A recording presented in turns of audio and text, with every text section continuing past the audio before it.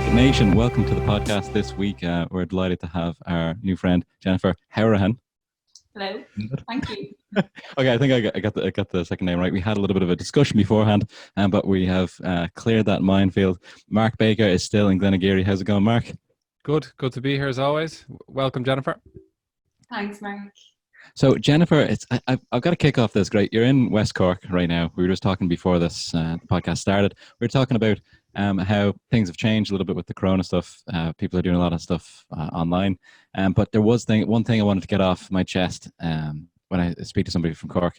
I have never been to Cork City or a lot of the West Cork at all. And my Cork friends, they find that repulsive. So what we've done is we're going there next week. We're going to West Cork. We're going to Cork City. And me and my wife, we're going to take a whole kind of holiday out there. Luke, you just saved the podcast. Yeah. Like, I don't know if I would have been in the position to proceed. No, look, everyone in Cork has caught, the bug. Everyone from Cork has caught that bug of loving Cork. But yeah, it's a great city. Like, so I'm delighted that you're going to make the trip because, yeah, I feel very lucky to be down here. I converted my apartment space into office space in Dublin. But I was just, once the restrictions were lifted, I was just dying to get down the road and get some fresh air in. So, yeah, it's good. Sorry? Are you near the coast in West Cork? Yeah, really lucky. You can actually, from like the field behind my house, you can see 3 lighthouses. So okay.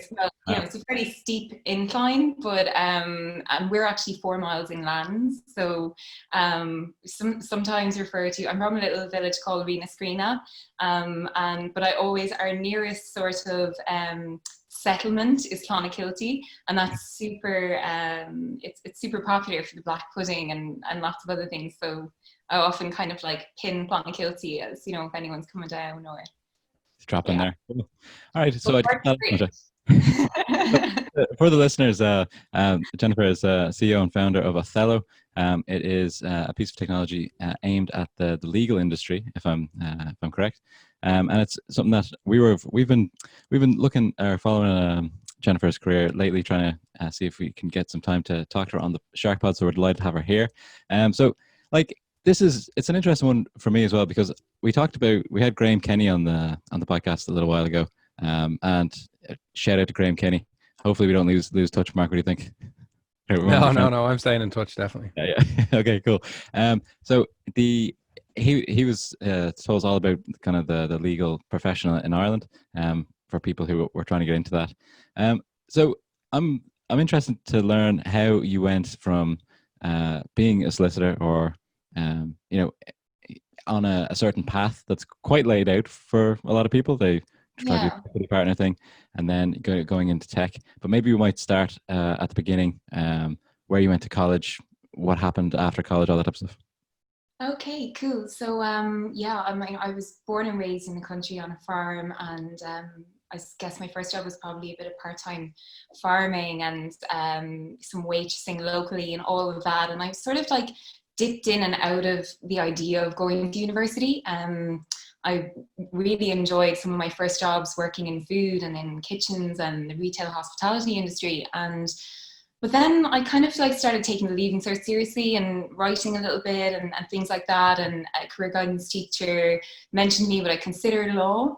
And I sort of I put it down there with, I think, together with like English and history. So they were sort of my interests that I was like developing as I was going along. And you kind of catch the bug a little bit, because I almost like was studying English for my Leaving Cert to the exclusion of everything else.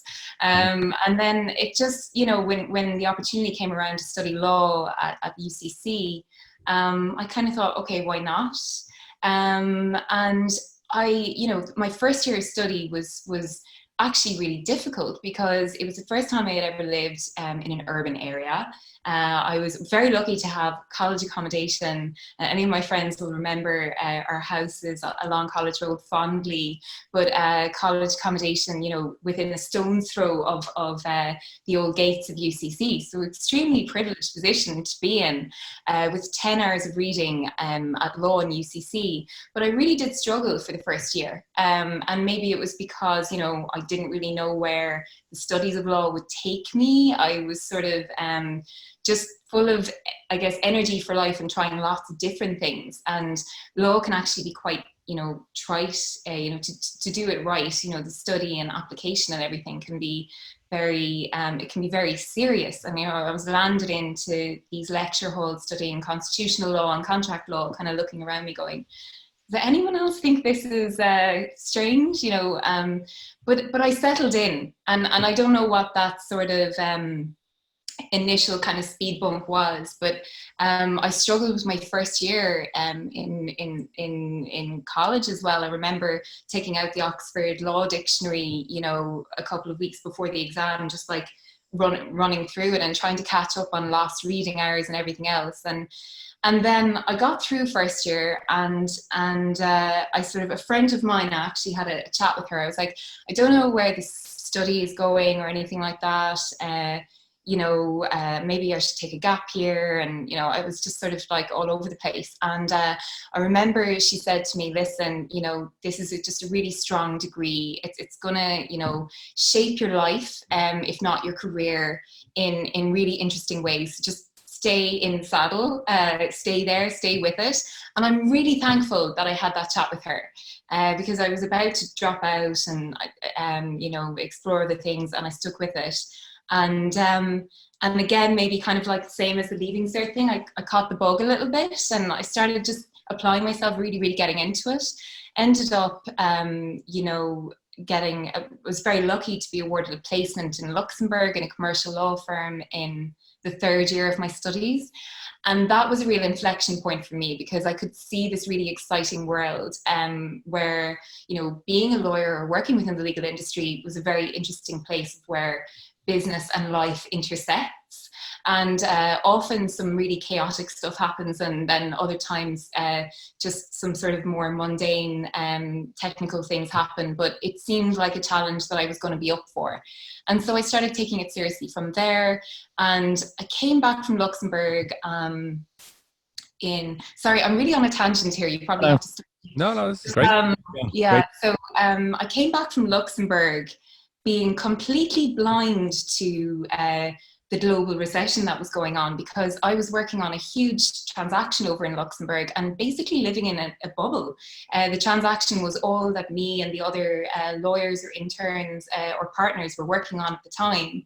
And so although I was aware, I wasn't quite well aware enough of how bad the state of the economy was at the time. And so I made applications to all of the top commercial law firms for training contracts without having done any entrance exams or passed my final year studies or anything like that. And I don't know if ignorance is bliss, or, you don't know what you don't know, but I just went ahead and secured a training contract with a leading Irish commercial law firm in the middle of a recession. And that was just sort of the impetus for me then to go on and do my entrance exams and do those further little additional studies that you need to do to sort of commence your training. And so early in my 20s, I started early, and, I really, when I think back, I was probably quite green. I was probably quite young going into a lot of the transactions and situations that I was thrown into. But kindly and perhaps slightly out of necessity, the partners that were, managing a lot of these transactions at the time at the firm I was working in sort of gave me agency on autonomy in a way. Like there were certain things where I was actually, allowed to kind of say, right, well, I'm going to draft this contract, and, it'll be checked through a few checks and balances. But it was, I felt myself like I was given really, really interesting, challenging work under the right level of supervision. And that allowed me to learn an enormous amount. I think that the type of things that you just don't learn from, doing a master's or studying, in more depth and technical matters. And such like. So, it was, that was a really interesting time. It was also a very busy time. I think, some of my friends were probably like, what are you doing? And what is it that you're actually doing, at 8 o'clock at night when, we had planned like something or other. But And the answer really is, and I suppose it is one of the reasons why I founded Oathello, was that despite best efforts and despite the legal system being ripe with some amazing minds, amazing brains, and people who can really find solutions. A lot of the tools that are at the disposal of lawyers and other people involved in the provision of legal services are gravely outdated. There is a real dendritic pattern of inefficiencies within the provision of legal services, and that is not the fault of the lawyers. I actually, and that's the reason why time as a currency is sort of charging on the hour in a law firm, and the hours are racking up and up, but there are innumerable tasks to be done in filing court documents, for example. It's adding so much additional pressure and strain onto the job of a lawyer, and yet it's very high-end technical work that lawyers are doing, and it's saturated with risk. So there's this sort of like melange of things that contribute to the fact that lawyers are extremely hardworking, and often, I would say, a little hard done by. I won't say that for for every case, obviously, but nobody thanks the lawyers, right? I saw during the lockdown, I love the Google Doodles. You have these like really interesting, when you go to Google something, like animations and stuff, and there were tributes to frontline workers and lots of other professionals, and the lawyers aren't mentioned. And that is because, for very understandable reasons, the provision of legal services can be unsatisfactory in the eyes of many people, even though it can involve some of the most important life and company events, and every big thing in your life. It's very there has to be, and if you get married or buying a house, or if someone passes away, the lawyers are kind of always in the background. So that's a really good point. Yeah, and often like partaking in whatever you have going on in a very heartfelt manner, in a really hardworking manner. And yet I do think that because of various factors, and there's a constant despondency between the law and the internet, for example. So even in the last 5 or 10 years, like the provision of legal services is below the mark, and in terms of efficiencies and turnaround and all of the rest, and that leads to a great deal of frustration. And I think one of the reasons why Oathello was founded was to try to bridge the gap between that a little. So yeah, and then I was admitted to the role of solicitors in 2015. I'm going to wrap that question up super quick. I was admitted to the role of solicitors in 2015, and then I just got a flavour for some kind of niche areas of law within commercial practice, like employment and pensions, liabilities and benefits, and a lot of commercial and banking and contracts and stuff like that. And then so this foreboding to sort of do something with technology and the law was sort of always there in the background, and just came to fruition in 2016. It's such an interesting thing as well, because it seems like me and Mark talked about this during the week, because I had a new software idea that maybe we can talk about how to get that developed. But anyway, but it came out of a frustration as well, where I was trying to get something done for work, but there was there was a big gap here, and you're like, why isn't there just lots of competitors in this space to do this for us? So I understand that. But when you're in your early 20s and you're working till 8 o'clock every day, are you like at that stage? Do you think that your career is going to be in law, where you'll be 25 years working in that at that stage, or are you kind of like Yeah, there's a constant struggle, in the back of your mind with that, because you invest enormous amounts of time to, do the entrance exams and all of this kind of thing. And, sometimes, arguably, some of the exams are more like a memory test. I think there's a great deal more to be done to ensure that lawyers are, not just tested on application and technical application of the law, but far broader range of things. But notwithstanding that, you know, you do invest enormous amounts of time in actually just getting to the place of, you know, being admitted to the role or whatever. And so you're almost like, you know, for the investment of time and for the amount of Red Bull that you've drank, you know, you're kind of like, okay, but no, I think always bubbling in the back of my mind, there was probably some sort of entrepreneurial spirit there. But, you know, I would have explored, like, I definitely would have seen myself working at a commercial law firm for a bit longer than I had done. But Oathello came along, and then maybe one or two other influential people that I met just sort of pushed me into it as well. And then it just happened that way, you know. So let's talk about that transition then. So you had the idea, or you had the frustration of all of the technical stuff around what you were doing was taking up more time than you think it should have. And then this is where I was interested in. What happens when you have the idea and then the execution? Is there lots of research online to see if there's something like this, or how do I build this, or do you have any technical background that you're not telling us about? I suppose you teach yourself a lot of those things when you become extremely passionate and obsessed about an idea. Then you sort of like the rest of it like somehow falls into place.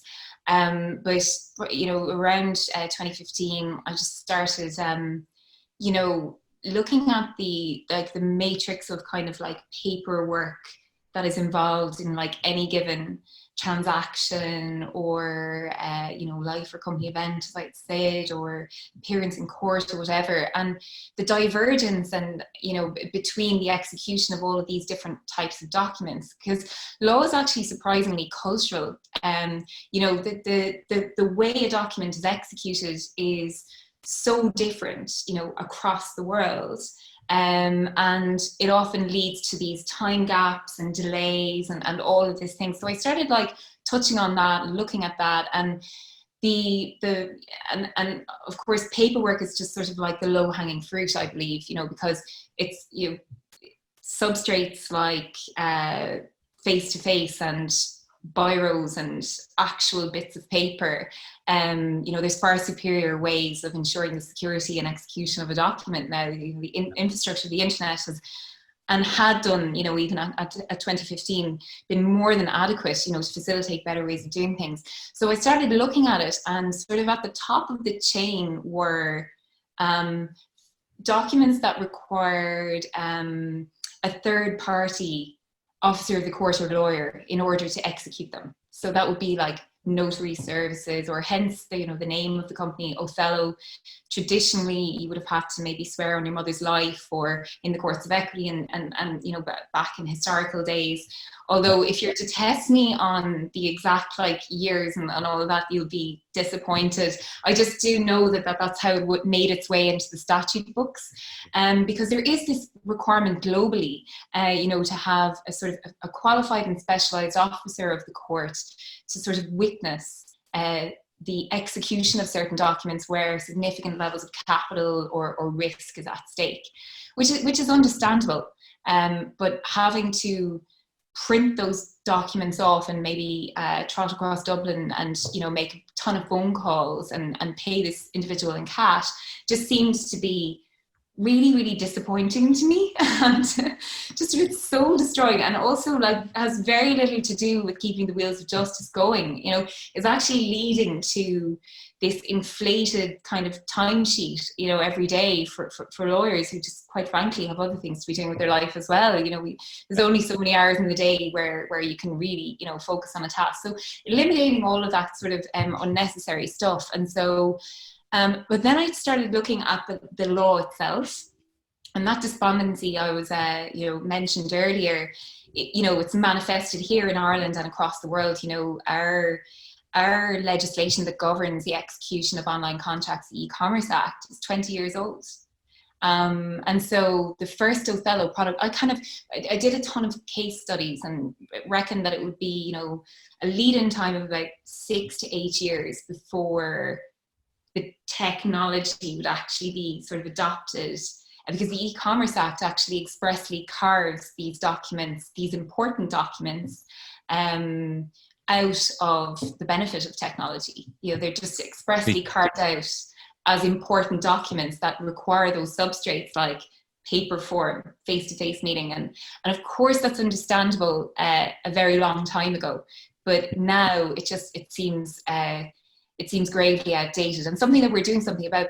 But just I'll wrap this up, because it's just to answer your point, we built our first product around that outdated legislation, because I would have preferred to actually get some sort of traction and prove something out and drop it if it wasn't working, then sort of sit and ponder of how to sort of little old me take on, the legislators off the bat. So look, that was sort of the first product, and that's since actually been wound up. But it was very useful in the early days, to create the database of lawyers, prove that there was an appetite to use technology to get this thing done. And then on a more exciting level, target some really important documents that are sort of like globally there are these cultural layers to, and really try to go on the road to tidying that up. Interesting. So, excuse me. So the product now, what's the focus of that, and is that still in connection with these like legal barriers? Yes, absolutely. There's an order of magnitude left to go. If in 2015 e-signing itself of basic contracts was becoming acceptable, and the existence of the incumbents like DocuSign and HelloSign and all of that, that's fantastic, and they're really chomping up a ton of inefficiencies at a rate of knots, and DocuSign are a publicly listed company. That's all great. But like I said, these cultural layers to like so many documents within any given sort of important transaction, especially the ones that are underpinning the movement of significant levels of money or capital or assets, is like, it's huge. You have to go through, in India, for example, you have to go through a ton of protagonists in order to get something notarized. And it usually happens in this back office which stores documents like 300 years old. 25% of the cost of getting started and doing business in Indonesia are notary and certification and legal services. So, and it's just different everywhere. And so we started where there may be 1,000 reasons why you need to get something notarized or, certified by an officer of the court or approved. And we solved the sort of booking and payment side of it with the first product. We kind of thought, okay, let's focus on this document type, and let's try to move for, let's say if there's thousands of reasons why you need to get a document notarized, let's focus on one or two where we have the greatest chance of fully capturing like end-to-end digital process. And we sort of built that from there. And that was the reason behind going to London for a while. We teamed up with TechStars and Barclays. We did an accelerator, which it was the true Oxford English Dictionary definition of accelerator. It was like genuinely the busiest. Definitely, it was at the ceiling of what I could handle at any given moment. But it was critical because it enabled us move from a two-sided find, book, and pay for notary services app to sort of fully digital end-to-end solution for the legal certification of certain documents that are important to the financial system and have global applicability. And from there, we will go on, to move the needle with the legislators and everything else, because, yeah. Well, while you were saying this, talking about India, talking about Indonesia, like America, all the potential of this type of business, the pain there is everywhere, all over the world. A huge opportunity. This is crazy. I love this. Mark, what do you think? Yeah, no, it's super. I think it's quite common that people within an industry who maybe aren't typical entrepreneurs or aren't tech developers tend to find a solution. And it seems to happen time and time again. If you weren't a solicitor, you wouldn't have been able to come up with this business, I'd imagine. So to go, because of the knowledge that you have and you saw the pain points firsthand, but to go back to the product development, how do you start to actually create this product if you're not a tech person? I always think every great entrepreneur should have a little tech buddy or a tech partner. Me and Luke have talked about that in the past. Yeah. There's- Who do we know? Who do we Yeah. know? So if there's any tech guys or girls out there, give us a show. Yeah, holler at us. Likewise, we're actually going to be hiring quite soon, so that will be. But anyway, that's another day's work. So I don't have a technical co-founder, and it's almost like the elephant in the room, because you need, you need a technical co-founder, I believe, and like I believe the progress of where we're at in terms of product market fit and everything else would have been, the lead-in time would have been a lot quicker if I had a technical co-founder. End Okay. of. So there were things that I navigated at the beginning. I learned just like an enormous amount, because I met a couple of people connected with NDRC, Dermot Casey, Dermot Daly, who were enormously helpful in, and probably quite forgiving in, my sort of lack of knowledge of technology itself, because I was teaching myself as I was going along, had decided, right, this has to be what the first product looks like, a long time before that. And then, as you say, Mark, developing it is quite another thing. And so I met people, talked to a lot of people, decided to build out a prototype with an agency, moved sort of from pillar to post, with different providers and stuff like that, until finally sort of last year landing on the right mix in terms of tech development. And now we've finally built out and fully wrapped up our two products, which are, the end-to-end digital notary booking portal and a signing API that supports all of that for the completion of other documents and for the use of our lawyers and notaries that provide services on the booking portal. But it was a long and bumpy journey. Sorry, Jennifer, is that a website and an app? Is that the way it works? Yeah, well, we integrate with clients who have native applications, but we don't have a native application play. It's sort of mobile responsive, and desktop based, in the sense of, like, typically when people are uploading a document, it's the habits are in desktop. And a lot of lawyers are still operating off desktop as well, even though I quite like just within the signing API, the ability to just like very quickly sign, on your mobile or whatever. Yeah. So, it was just this journey of product market fit and, also finding the right people to team up with on a technical basis. And we finally, like I said, hit the sweet spot. And I think, going to London and engaging with, the network over there really helped, learn lots of other things. And you can pick it up, because when you're passionate enough about your product, you start educating yourself, and the bills are coming in, you start educating yourself fairly lively as to what's the back-end infrastructure, what's a pen test, what are all these things, and you actually start to become, and it's quite nice and it's really refreshing, because although you have to have the humility to know that often the less you tell a good developer, the better. And inflating the sort of what you need, or inflating it, like, with too many examples or words or suggestions is not a good idea. And I encountered that problem, previously, where I felt like, there were, as a team, we were juggling kind of too many instructions coming in at an engineer who actually, if you explain things on quite a high level and they understand the business, then, you often get a lot better results. So it's a learning curve. It really, really is. I'm actually now, I'm really glad that those times are over, to be honest with you. Look, anything you learn, is new things like that are always going to be a challenge. Were you a techie kind of person before then, or before you started?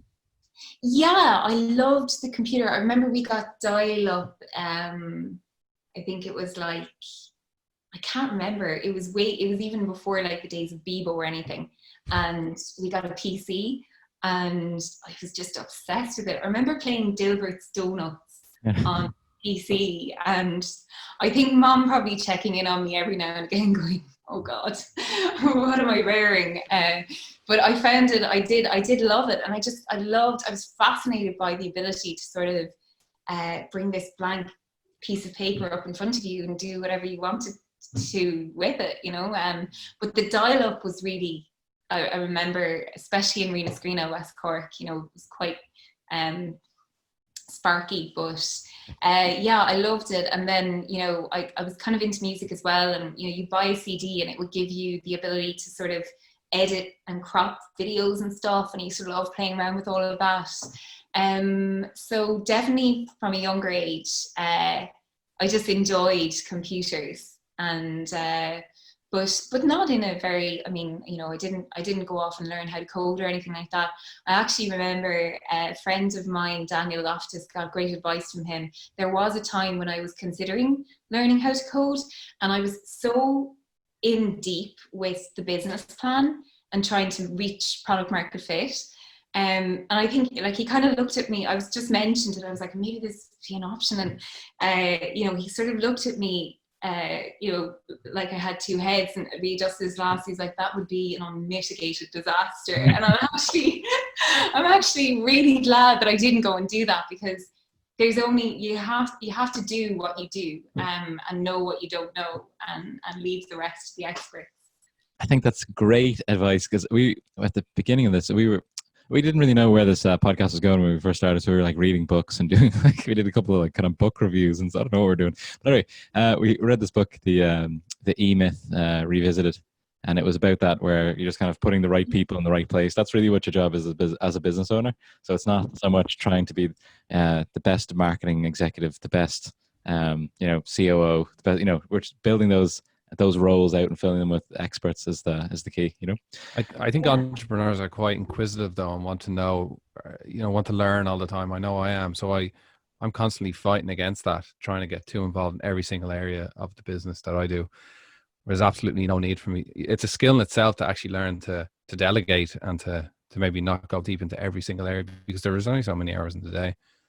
Exactly. Yeah. Especially when it would just capitulate your business. You know, as an unexperienced person trying to learn a new skill like that off the bat. But yeah, Mark, I think as well, and maybe, I don't know, you're from a professional services background, I think, you know, as well, maybe it was sort of like drummed into me a little bit, where you have to look, you know, for the why of everything, and you just need to learn where to let go at some point, and there's a really healthy balance. Something that I've gotten a lot better at, and something that was not as natural to me, I guess, in the early days. But so just to go back to the timeline, which is, it's a big thing around well, a lot of kind of entrepreneurs are thinking, when is the right time to actually jump ship and leave your permanent job? You know, that's the biggest, you know. Yeah, burn the boats. You know, at what stage, you know, how far into your career were you when you were actually building the product, and then when did you actually go all in? Well, I went all in from the moment that I sort of landed on the, you know, I was just sort of thinking, and then this sort of find, book and pay for the services as a starting point to create a community and a database of lawyers and notaries willing to do things a little bit differently, and try to see how that would work. Like the minute that sort of thing settled, that was it, really. I think when you know, I sort of... How hard was that decision to finish up as a practicing it was assistant? more of an emotional, it was more of an emotional thing. It was like breaking up with a career in law, you know, you're sort of breaking up with all the nice things that come with it as well. Do you know what I mean? Well, like, but you're in a way you're staying friends with it as well, though. Well, yeah, exactly. But you're breaking up with what you sort of you know, worked quite hard to get to or whatever. But I think, you know, if I could go back, you know, in time, I would like allow myself to think outside the box a little bit more, because, you know, it's chicken and egg, because I think I'm very lucky to have done the hard graft or whatever, and I don't regret a minute of that. But at the same time, the decision itself wasn't that difficult when the right thing came along, the right feeling and the right momentum came along. It would have been sort of like, it felt like there was no other option at one stage, because I went and I met a couple of sort of early stage investors just in Dublin, and it was sort of like, right, when are you giving up your day job? And that's when it kind of became real, because you do as well, there's a confidence issue. You know, I was really confident in what I was doing, you know, in my professional career, and then it's sort of the fear of the unknown and stuff. But in balance, you know, it seemed like a really sensible thing to do, and sort of like, why not? You know, the momentum was there, and I was sort of really excited about it. So it made sense, you know, from there for sure. It's interesting that excited was it's a really powerful thing as well. How many people are excited about their career? I think it's a big gap out there. I don't know, I speak to a lot of my friends, and not a lot of them are like, oh, I can't wait to get after that tomorrow, you know? So that kind of excitement, that's worth a lot as well. When you met some of the investors, is that the time when you were saying, okay, maybe London is a good place to go, the accelerator program? There'll be a lot of people, like Mark said, that are listening to this that are starting businesses or thinking of starting businesses. There's all these different routes. There's complete bootstrapping. There's going to accelerator programs or incubators, those type of things. But like, how did that come on your radar, and how did that happen? Okay, so I had a chat with Chris Adelsbach, who is former MD of the Barclays TechStars accelerator. And I had a chat with, I didn't really think about fintech in 2017. I was more concerned with, you know, it's taking us an hour to onboard a notary, and it's taking me actually just physically on board, you know, in terms of doing the KYC and the checks and everything else. And when I think about how that world, even alone, has come on in 3 or 4 years, it's like insane. Like we now directly integrate with ID&D apps, where it's literally done, you know, biometrics and everything else, and the KYC and compliance piece and verification of identity is done in a click. So, you know, these are all of like the difficulties, and because we had like payments, you know, in the first original app and everything else, my major concern was like, how do I've put in the long hours with one of these notaries, we're ready to onboard. How do we even manage onboarding them? Like it was all these like really like basic things on like efficiencies and just figuring really, really, really basic stuff out. I wasn't ready to think about, I was just thinking about product market fit. I wasn't thinking about a good product and someone, you know, to have, you know, 1 and 2 and maybe 10 people say something good about the product. So the broader opportunity I sort of like had put to the back of my mind the minute that the distraction of an actual, you know, real life functioning proposition came to play. I just sort of like furloughed the massive global opportunity that I knew was out there sort of for a little while. And but Chris came on my radar and we had a chat about fintech. And I just remember coming away from the call going, okay, it just allowed me to think a little bit differently about how we could reach sort of like a scalable, that we could like reach a nice little niche, you know, before raising further capital or anything like that. And just opened my mind a little bit to the financial services industry, which is also in ripe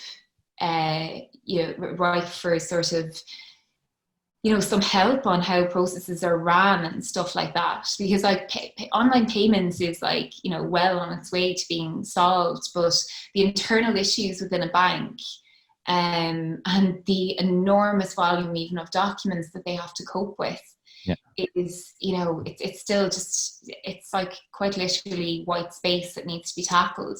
And, I wanted something that could actually, what the move to London and the chat with Chris did for me was, enable us to go from a sort of two-sided marketplace app, which didn't sit, like, I knew it was necessary, but it didn't sit too well with me for the longer term. Like I said, for many reasons around, the legislative change and all the rest, it enabled us to go from a two-sided marketplace, which can be painfully difficult to scale even at the best times. Anyway, even if you take it in another vertical, it didn't sit comfortably with me for what we're doing even, but for the longer term. But even if you take that into another vertical, it's painfully difficult to scale and make a success of. So it enabled us to sort of move from sort of two-sided marketplace into a more sort of just stickier proposition that we could sort of really attach ourselves onto certain sort of niche transactions on a repeatable basis. And the fruits of that have really only been born at the beginning of this year. We finally we've integrated with one of the world's largest financial consulting groups to reach their clients in 60 countries, and that integration finished up last week. So, I mean, we're actually scoring the sort of deals that would have been imagined when I first chatted to Chris in 2018. Yeah, so it took a while, but and like it was an eye opener into the banking space, because I remember, so I had the initial chat and I parked it in the back of my mind, and then I came back to it because I got a call from Chris was in town, and I got a call from another investee company saying, "Oh, you guys should meet up," and then it all happened fairly quickly from there. Just like I decided to make the application process. That was a very busy Christmas, very busy January, and I went over for interview, and we pitched at One Churchill Place in Canary Wharf. And I had been told by some of the people at TechStars that it was going to be an interview, right? So I was sort of like thinking, okay, great. Just, I guess, brought my pitch deck and happy out. And I was put into like a side kitchen with a couple of other prospective companies.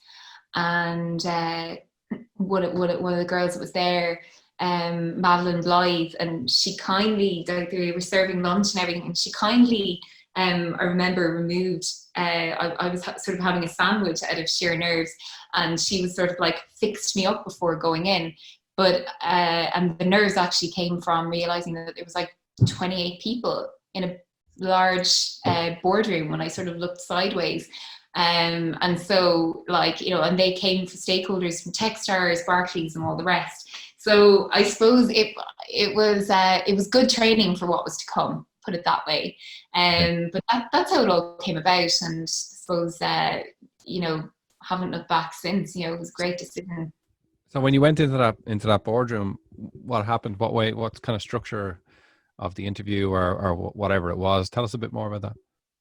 I mean, they want to tackle the business plan, right? And they're coming at from a lot of different angles, like any investor or partnership, would necessitate. So, really a broader discussion around the opportunity and how to reach it. And how much did they know about your business before they spoke to you? Quite a bit. That would have been at the very final application stages. So we would have been, a couple of months in, sort of like mini due diligence or application process, and it's quite competitive. I only realized afterwards, it's really competitive. It was the mentors and the ability to connect with some like incredible people in fintech and the banking system were the reasons for us applying. But I realized afterwards how sought after. And that was like enough for me. That was like enormous enough for me, and important enough to just be like, yeah, we really need this. The time is right. But it's so competitive for many other reasons. There's whether some companies want to get onto that accelerator program to score their first large banking contract. They're creating like some really cool efficiencies for banks, in AI and many other different like interesting spaces. So everybody has like a different motive, which makes the whole process quite competitive. But it was a good call. Is there any equivalent in Dublin or Ireland for that? For accelerators? No. So is it a case of like a music band going to London to make it? Is that the way it seems? I don't know. It's certainly not as glamorous as that. but opportunity wise, market wise, I assume that's the reasons. Opportunity wise, I would say, there are conversations that I had and things that I've learned, and that, it was an extremely rich source in our product journey.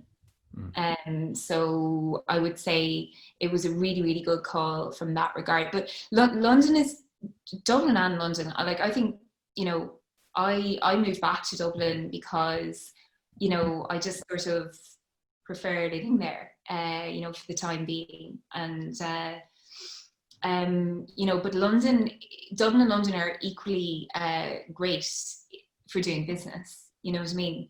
It just, in my opinion anyway, I think though in London, what really struck me was the diversity in opinion, and I think it's actually just down to like the population, and it's just truly diverse. They say you haven't lived unless you've lived in London.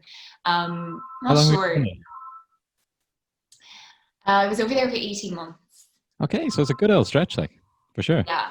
And that's when you're in the accelerator. It's the first day. It's kind of like almost going to like a university or something. Do you all go in like as the class of 2019 or something, and then they tell you exactly how you should structure your company? I was wondering, is it just a place to work and there's a little bit of coaching, or are they super hands-on at that stage? Do you know that way?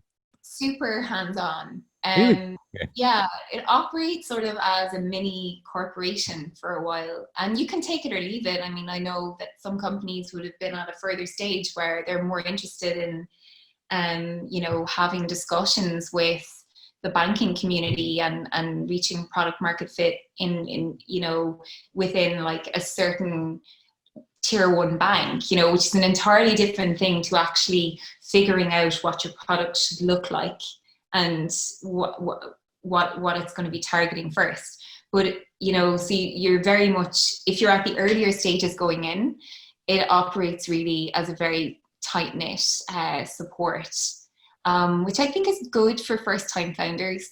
And it's probably just it was just a really, really good call, for me. And I think a lot of people would share that feedback. There's just, everyone will like take something different from it. But yeah, it was a very intense space. The Rise building in London, which is, we had office space there, for that period in London.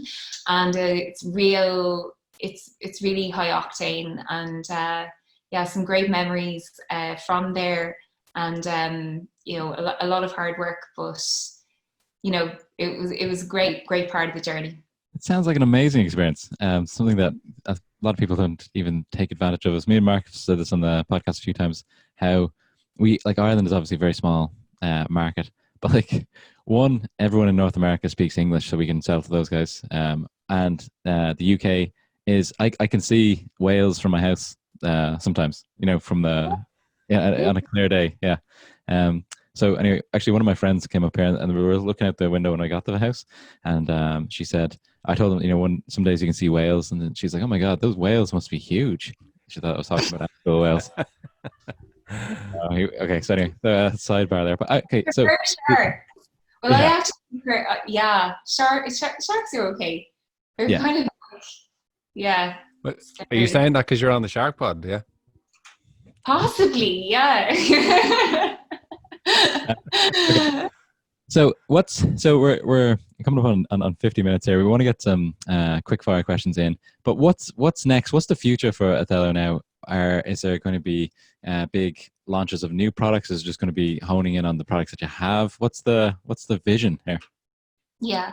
So, like I said, look, that there's an order of magnitude to go in this market where we believe, that, specialized contracts and legal services and everything else need a lot of tidying up. And we finally sort of landed on the two products that are going to be the most useful in that, in that goal.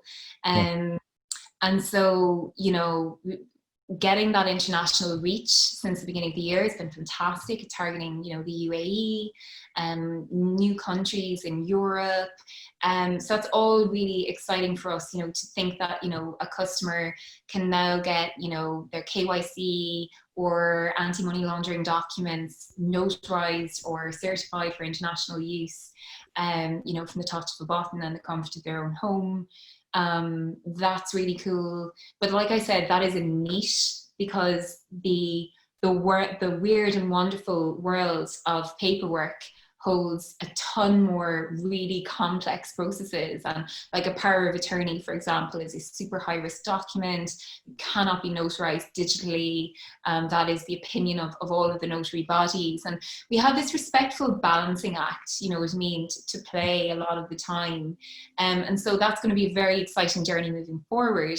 But for the short term to medium term, it's just enjoying product market fit. And because we were finally at a place, and with the signing API, which is a spin-off essentially of targeting notarizations and legal certifications, we have, a world-class signing API, which, has replaced incumbents for some, startups. We're really targeting high growth, exciting insurtechs, legal techs, fintechs, who don't want necessarily to work with an incumbent who sort of gets in their own way in terms of charging on a per check basis, which might stifle growth, or not be aware that the way signatures are applied are not necessarily, the best thing for the banking system or the financial system. So we have like a nice, target group of those customers as well. And we're getting great feedback and rich sources of feedback. So on the two products, there's sort of a really, really, really great things happening that I'm excited about. And it's interesting because I haven't thought back in a while, and it's really interesting chatting today. And yeah, it's so definitely, having, because I think I mentioned earlier, the most important thing is that you have one or two customers saying really, really good things about you. And then that just multiplies up. And finally, we're experiencing that now, and just looking forward to that sort of shorter to medium term. And then maybe the legislators and, helping the poor people in Indonesia as well might be on the longer agenda. We're losing sleep over these Indonesians with their high paperwork the burden, and we're going to fix just it. One thing. Sorry, Luke. Just about, like, you've obviously focused on the legal sector and the fintechs. When we spoke the other day, I think I was trying to get a prescription for one of my kids, and the doctor had to fax it over to Boots for them. They wouldn't take a scanned document of a signature. It had to be a fax. That really annoyed me in 2020. Have you thought of opportunities in the medical sector, or is that just kind of too far, thinking too broadly right now? No, I think that's absolutely possible, with the right sort of strategic partnerships. We don't like put anything into marketing, per se. All of our growth has been really organic, because it's like the richest source really of how you're bringing a product to market. So with that in mind, it's not something that we've actually touched on or sort of, put it out there in front of lots of different verticals. But what's really interesting about professional services and, the developments happening in telemedicines, for example, we can see things going the same route with the provision of legal services. And so, there is definitely a part to play there in the broader sort of matrix of professional services as well, in terms of just providing a more two-sided, secure and customer friendly way of completing those types of documents as well. So it's definitely something that needs to be tackled in the future. So and actually you brought it sort of to the fore of my mind. It's always good to sort of look at other verticals and the exciting possibilities that there, because I think actually the word facsimile, I know I used to joke with my counterparts, my colleagues, in law, the word facsimile needs to be nuked from every contract worldwide. I don't know anyone who wants to be dealing with sending notices or receiving things and that type of thing on a contractual or legal basis through fax. So maybe we can put that on the list as well. So we've got lots of opportunities that we're just coming up with here. Like, it seems like there's, like, while you're talking, while Mark's talking there, I'm just thinking about the possibilities for like so much paperwork that's going to be going away in the next 20 years. Yeah. Do you know what I mean? So Oathello is it's a really green friendly business. So you're saving a lot of trees. Yeah, exactly. Yeah, possibly. Yeah. I mean, I think the consumption of paper and stuff is to the fore of people's minds. It's definitely a nice spin. It's a nice benefit of what we're doing. Yeah, definitely. Look, we're a new business. My recruitment business is 1.5 years old, and we said we'd be paperless.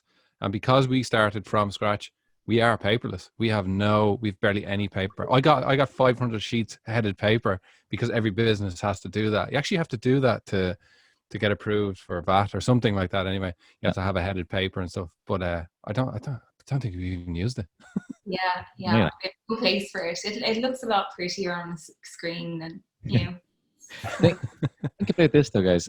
You were talking about dial-up there recently, or I remember I got broadband. I think I was in like 5th year when I got broadband. That's how recent this is. So, and it's speeding up. Do you know? So all of these improvements with the paperwork and all the improvements that we can do. It's nuts. Yeah, very much so. Mark, Jennifer, Luke, do you feel like it is a bit of a race? Like, it's like there's a load of seeds there and people are pouring water on them, and then once they sprout, it's kind of like people realize, oh, that's a thing, and now what you're doing is obviously so important and so lucrative and so needed. Is it a race now? Do you feel like you're in a race to get there as quick as possible? No. Oh, well, I mean, everything to some degree, there's a sense of urgency in everything you do, everything important that you do. And that's for everyone to decide. But it's such a good idea and it's so needed. I assume there will be competitors, like everything else. It's just, I think there's an orders of magnitude left to go here and there's the law in general, and when I look at like some legal texts, and again we're more, I think, a utility sort of with a hybrid sort of like legal utility financial sort of play, but it's quite white space, pardon the pun. I think there is just vast amounts of improvements to happen everywhere we look globally. So a lot of entrepreneurs we talk to as well don't really believe in the competition as well. It's just like, well, I'm just going to do my own thing and we'll get there in the end. Like Mark's saying that, but he started a business in maybe the most competitive space in Ireland. There's so many recruiting things out there when we were looking at that. So, and you're doing just fine. So, but what's the story with these lightning round questions here? Lightning round. We don't have really a name for this, but it's no. I thought I was off the hook, guys. No, look, quick fire questions, but you can elaborate on any as you go. So, what apps do you use the most yourself? YouTube. I think at the moment it's a great source of information. It's also a huge distraction. It can be a real rabbit hole, but yeah, I find myself, tapping into a range of different things. You can go from the most recent interview with Warren Buffett to like some sort of obscure what I eat in a day from, you know, someone you've never heard of. But yeah, I would have to say YouTube. Cool. What's your favorite social media and why? Am I allowed to just say YouTube?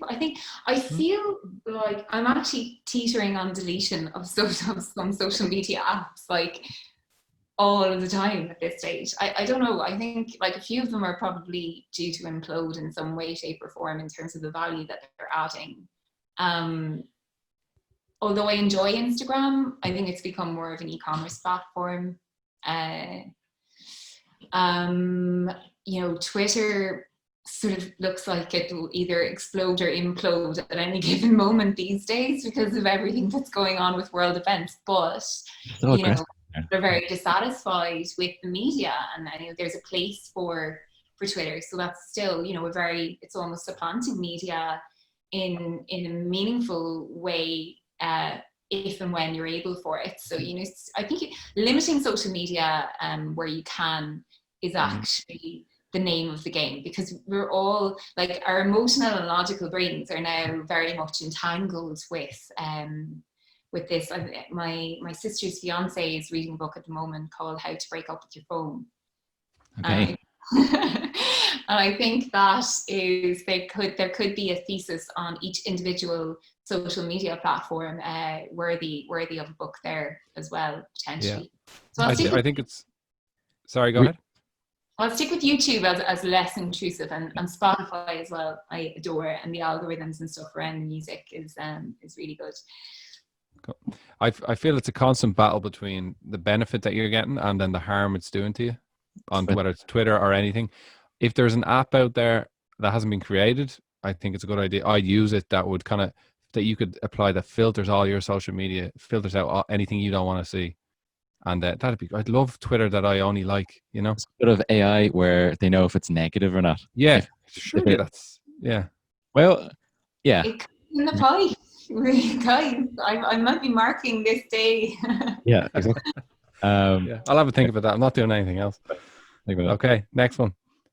What's the best business idea that you never acted upon?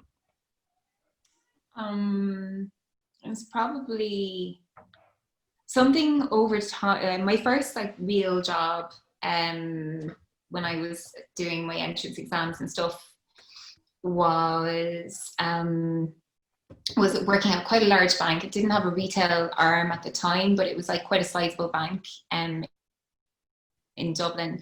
And I was in a fledgling regulatory group who were just sort of like really taking note and taking real stock of, you know, what was expected of the bank from a regulatory perspective. And there were these letters coming in from central bank at the time. And I just remember thinking, oh, this is, you know, so tough on the bank, and it's disastrous because some really important like decisions being made that are going to affect the way the bank can do business, and they're coming in letter form, but they are in effect law. And you know, and there's interesting, like, you know, there's all of this paperwork that sort of goes amiss, but it's of like, you know, extreme importance to any given organization or individual. And then when I went into practice, I realized that there was a ton of really valuable court documents just sitting offline. And so, you know, capturing all of these documents with the purpose of creating this sort of API for law, which assists in the provision of legal services, because often Google, even as a lawyer on the highest end, Google can be a great aid. It can be a super rich source. It can be, you know what I mean? Yeah. So some sort of like searchable API for law, and that's what I mean about white space. There is just a magnitude of there's a world of things to be done out there, but like, you know, a searchable engine for like any types of data or documents and data sets that you may need for the provision of legal services, because there is always that human necessary element for most cases and transactions. But that in itself has been acted upon by many, you know, really cool startups, some of whom are in Ireland, you know, in the legal tech space. They're either targeting, you know, courts or employment, and, you know, in really, really interesting ways. So I'm a huge fan of companies who are doing that. because it ultimately benefits, the lawyers and the consumers and everyone. So and accurate data is power. So yeah. I think that's a great idea. I think maybe Mark's best idea he never worked on was like, selling something. I don't know. Not very in depth like that. Yeah, I wasn't expecting something as in depth as that. Yeah, great answer, Mark. Maybe two more. It's such your daughter's chiming in. Yeah, she's trying to take part here. How much money is enough money? How much money is enough money? I think we're all, like we're all on this sort of like, more and more and more. It's sort of like, and that's really like encouraged by social media as well. Like comparison can be a bit of a dream killer. Everyone wants more. It's got to be more and more and more. We're on this sort of like hedonic treadmill. Like, the minute that you reach one milestone and you're earning 30,000, then what if it's going to be 60,000? And then, you know what I mean? It's just, but really, I think for me, or just looking at things more generally, enough money to put a roof over one's head. I think we're facing, like, globally a real crisis around security of tenure and access to housing. It's patently obvious in cities like San Francisco, even though I've not been lucky enough to go there yet, but hopefully when things go back to normal, I hear it's patently obvious in cities like San Francisco. Yeah. But it's also an issue in every urban centre. And there's a compounded effect, I think, since the last property recession, where security of tenure, restrictions to access of security of tenure, and using like land and property, not for like the output of that land or property, but the, more just using it as just a yield for the use of it, by a landlord, or, the various debt implications and banking implications and everything, is having a crushing effect on society. And I think ownership of land or property in more thought out ways is really important. And for that reason, I think, enough money to have your own place, without too much restrictions. There's a really interesting book, How Asia Works, that I'm reading at the moment. And it studies land reform and the distribution of property, where one of the key separators in terms of economic growth and output in Far East Asia, in terms of countries that have really been successful in growing, was the distribution of land and allowing people to sort of own their own land and grow their own crops. And I mean, it's not just in rural areas that increasing output can be a good starting point, but also I think in city areas, because we're all now converting our homes into offices. And so the output that can actually come from that is enormous. But, history dictates that when you put the crunch down on, your access, or just restricting access to that comfort in any way, whether monetarily or anything else, can really affect things negatively. So housing is a big thing of mine. And I think that would be the natural, that is my natural, that's sort of like the money, housing is like, yeah. I think on Maslow's hierarchy of needs, I think housing, or a place to live, I assume, is one of them. And that's all the basic stuff. But like the basic stuff is actually so difficult to achieve nowadays. So housing, and then therefore everybody feels like they have to earn a lot of money to get the basic needs. So there's a big issue there. The housing thing is such an interesting thing. So one of my friends bought a house recently, and I think he's 30, but it was still a big deal. Everyone's like, "Oh my God, he's got a house!" But our parents, a lot of them had houses. They could afford houses if they just had a decent job when they were 21, 22. Do you know what I mean? So it's And that is largely owing to, I mean, like, you know, I believe since the freedom of our state, you know, from imperialism and the focus on land ownership and organic growth and output within rural areas gave, you know, the generation ahead of us like so much. We were really lucky to be born into this generation where that was possible. And I think, unfortunately, we're slowly but surely losing grip of that, I think, at the moment, with the distortion of supply and demand on housing and stuff. And I don't want to see this country going down that route. I think working from home, you know, whereas it mightn't be fully healthy to be working in, you know, your box room every day, but, you know, partly working from home, some people will be able to live, you know, outside of Dublin, and the prices will come down. I do think that's going to happen. You know, people from wherever, you know, Longford, the Midlands, are going to be working, taking jobs in Dublin, which is great, and they don't have to move in because the prices are just scandalous. Here's another business idea just on the back of this. Like, we're having a lot of problems right now because a lot of our in HubSpot, a lot of our staff are international. Like, almost everybody seems to be from somewhere in there, which is great. But a lot of them are like either stuck in Italy or stuck in you know, like wherever they're from, because they went home during the lockdown or whatever, and they can't really come back and that type of thing. And then there's all these legal implications of that because like the Dublin or the Irish HubSpot entity can't pay them properly because of tax stuff, all this type of stuff. So there might be some business there to make that easier, so people can work anywhere. Do you know? Wow, I think there is one actually. Let me see. The name of the company escapes me. There is an Irish company doing something about this. And there's also I don't know, I can't. I will ping you Missed the boat on that one, Luke. Yeah, I missed the boat. Damn. Okay. Anyway, Luke's a great ideas man.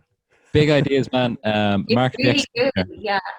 But, okay. Next one. Okay. What age do you plan to retire? I don't think I'll ever fully retire. No. I think there'll always be something interesting to do, and so you just go on to the next thing. I think. Well, look, when you do what you love, you don't work a day in your life. Is that what they say? So. Yeah, well, I think it's always about like being able to have the right balance. So, like, you know, in future, it'll probably be more important for me to, you know, be able to balance my time, you know, a little bit more. But you can always work around that. I think there's always something interesting to do, you know. So, yeah. Keep that excitement going. And whatever you're doing, that's kind of the key. Like I sent talk about YouTube earlier and going down rabbit holes and stuff, because for some reason I find these people who are having these incredible different lives for me, and then you just go into exactly what they're doing. I sent Mark one yesterday. I'm following this guy who's like a rancher in Wyoming. Why can't I turn off his videos? It's not anything to do with the life I'm living, but I'm like, wow, if I was like retired, I'd love to do something like this. Do you know what I mean? Have a farm with the ranch. Anyway, so Mark, let's bring it home. One more question, and then we'll wrap it up. Okay, right. Two more. Is it who you know or what you know? Well, I think, okay, so if like to answer, that's like a binary option. It's what you know, because I think, you know, sorry.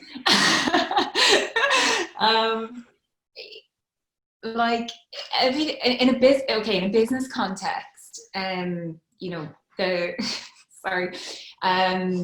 a business context, there's nothing, you know, that you can make happen really without knowledge and without, like, let's say if I think back of like, you know, studying law or going through and qualifying and practicing, and certainly sitting at my desk at any of those given stages, what you know is like inherently important, and it leads to everything else.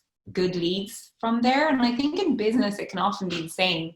Like, I'm always, usually who I know is down to what they've told me that I don't already know, or vice versa, and the exchange of information. So I would say if I had to pick one, would be what you know. In personal life, probably like who you know and who you choose not to know, like, and sort of guarding your time and all of that and your energies. That's a very interesting question. That's gonna have me spinning there for the day. But everybody has a different opinion because of the journey they've had so far. So we're interested to see, you know, where everybody has arrived at. Okay, last one. If you could give advice to the 18-year-old you, what would it be? Maybe I think we maybe allowing yourself to chill out a bit more, maybe, you know, like just allow yourself to be sort of unsure about what the plan is for a while can be, I think, fairly useful. Because we can, and I can see it more and more with, like, you know, students as they're coming up through university. And I did some work with law students at UCC, was lucky enough to go down there it's like a year and a bit ago, and had some really interesting chats with law students down there. And there can be this very much like tunnel vision on, you know, the path, again, that hedonic treadmill, like, you know, you're just like consistently running and going and going. So pressing pause and, like, you know, just taking a drink of water every now and again is like, without a reason to, it's just like a good idea, I guess. Because it can, you know, being quite like thinking vertically on things, you know, and your life and your trajectory all the way can be limiting. You know, it can stagnate other things, you know, that might pass you by. And so maybe just to chill out a little bit more. Yeah. Great advice, I think, for anyone. And journalists, sometimes I think about that as well. And I think if I look back 5 years ago, I'm loving what I'm doing now, but this wasn't my plan at all. And like, so my whole, like the planning thing, I think we put a lot of effort into that, but when you're 18, you don't know what's going to happen. It's an absolute black box. So just chill out. I like that one. Mark, are you finished up with the questions there? You all good? Yeah, no, look, one more I wasn't going to answer, but I'll ask. If you could advise someone to learn one skill, what would it be? Oh, that is one, it has to be one skill. Yeah. This person has one skill, they can't do anything else. What would be that's what I was thinking about this. It doesn't have to be business related. It could be grow your own vegetables. Brilliant. And on that note, Jennifer, it's been a delight. Thank you very much for joining us on the SharkPod today. People, get out there, grow your own vegetables, but also start.